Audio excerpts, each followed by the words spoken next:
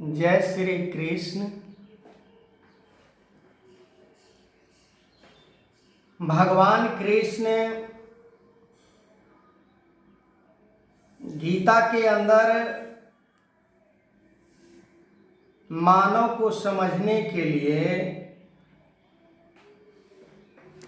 जिस तरह से उन्होंने बात की है, मानव यदि उस बात को समझ जाए तो मानव बन सकता है। मानव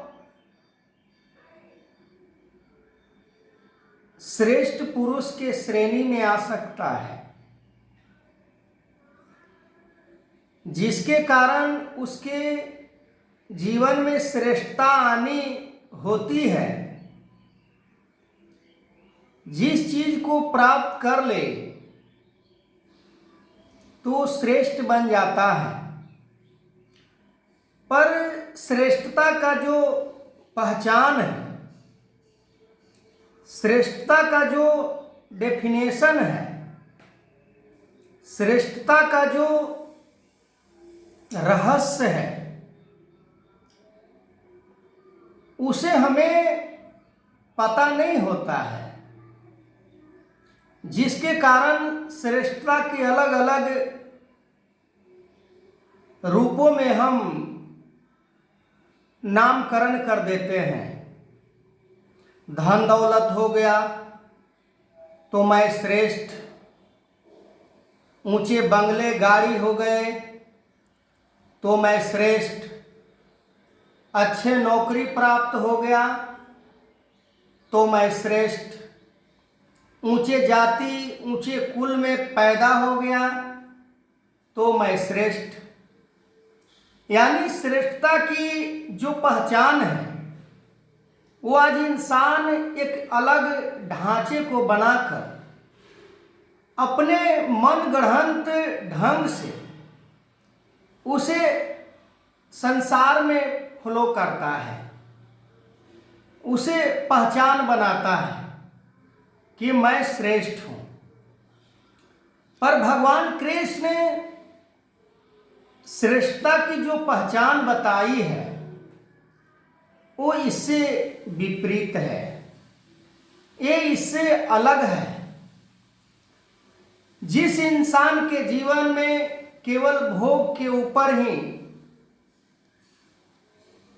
मन बार बार जाता हो, उसे असुर और राक्षस से तुलना किया है, उसे निशाचर से तुलना किया है, उसे नीचता की दर्जा दी गई है कि उससे नीच और कोई हो ही नहीं सकता है, क्योंकि वो चेतनशील प्राणी था। मानव एक चेतनशील प्राणी है, इसके अंदर अनेकों ऐसे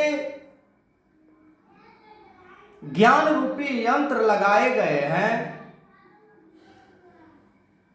जैसे मैं पीछे वीडियो में जिक्र किया था ज्ञान इंद्रिया और कर्म इंद्रिया के बारे में, तो कर्म इंद्रिया और ज्ञान इंद्रिया के द्वारा डिवाइड कर लेता है कर्मों को,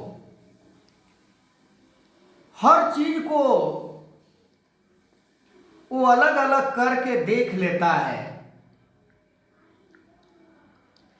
जैसे एक साधारण सी चश्मा होती है,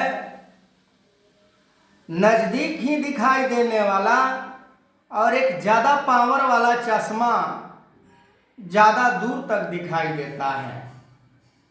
ठीक उसी प्रकार जिस जिस इंद्रिया को हम इम्प्लीमेंट करते हैं वैसा वैसा हमें नजर आता है। गलत चीज को देखेंगे तो गलत दिखाई देगा, सही चीज को देखेंगे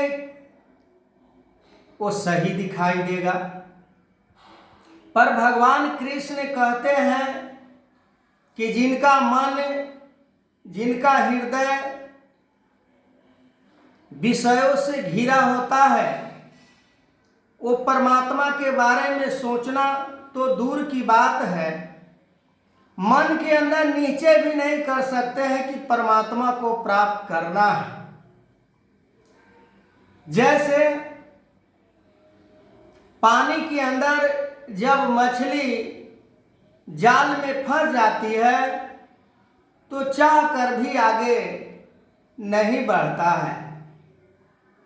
ठीक उसी प्रकार जिस मनुष्य के मन के अंदर केवल विषयों के ही इच्छा चाहना बनी रहती है, वो उन्हीं मछलियों के जैसे वो फंसे होते हैं।